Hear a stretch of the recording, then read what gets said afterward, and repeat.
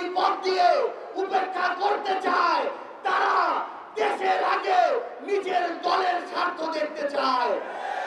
প্রত্যেকটি জায়গায় লক্ষ্য করুন, তারা শুধু গণভোটকে অবৈধ বলছে না, জুলাই ম্যান্ডেটকে, জুলাই সনদকে অস্বীকার করছে না, তারা তাদের দলীয় 31 দফাকে অস্বীকার করছে। প্রথম দফায় স্পষ্ট করে লেখা হয়েছে তাদের ওই 31 দফার মধ্যে যে তারা নির্বাচনের পরে তারা সংবিধান সংস্কার কমিশন করবে, আর এখন তারা বলছে সংবিধানের সংস্কার করা যায় না, শুধু সংশোধনী করা যায়। তাহলে তারা নিজেরা যেই দফা দিয়েছে তারা সেই দফায় বিশ্বাস করে না। তারা বলেছে তারা বাংলাদেশের দুর্নীতি দমন কমিশন থেকে শুরু করে গুরুত্বপূর্ণ সংবিধিবদ্ধ সাংবিধানিক প্রতিষ্ঠানগুলোকে স্বাধীন করার জন্য কাজ করবে, আর এখন তারা সেই গুম অধ্যাদেশ থেকে শুরু করে মানবাধিকার অধ্যাদেশ, দুদকের অধ্যাদেশ, বিচার বিভাগের অধ্যাদেশ, প্রত্যেকটা অধ্যাদেশ বাতিলের প্রস্তাব করেছে। তারা তাদের প্রত্যেকটা দফার সাথে জনগণের সাথে প্রতারণা করা শুরু করেছে।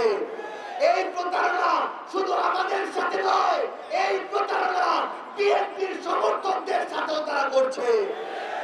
একটা জিনিস মনে রাখতে হবে, দেশ যদি ক্ষতিগ্রস্ত হয়, আপনি আমি কেউ সেই ক্ষতি থেকে রেহাই পাবো না। তারা 31 দফায় বলেছে দেশের শিক্ষার মান উন্নয়ন করতে চায়, শিক্ষা প্রতিষ্ঠানগুলোকে বৈশ্বিক মানে উন্নীত করতে চায়, অথচ প্রত্যেকটা বিশ্ববিদ্যালয়ে তারা দলীয় চাটুকার উপাচার্যদের নিয়োগ দেওয়া শুরু করেছে। ঢাকা বিশ্ববিদ্যালয়ের ভিসি দিয়েছে বিএনপির শিক্ষা বিষয়ক সম্পাদককে। ওই শিক্ষা বিষয়ক সম্পাদকরা কোন বিশ্ববিদ্যালয়ের স্বার্থ নয়, বরং দলীয় স্বার্থ সার্ভ করে কিভাবে পরে এমপি হওয়া যায় এই চিন্তা করতে থাকবে সবসময়।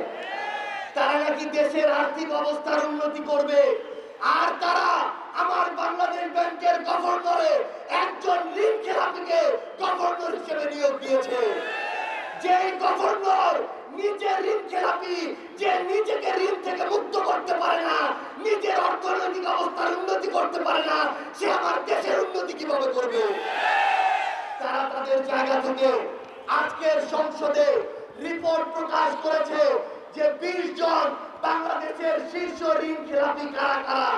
এর মধ্যে প্রথম 4 জনের 4 জনই হচ্ছে এস আলম গ্রুপের বিভিন্ন কোম্পানি, অথচ এই বিএনপি কয়েকদিন আগে এস আলম গ্রুপকে আবার নতুন করে ব্যবসা করার অনুমতি দিয়েছে।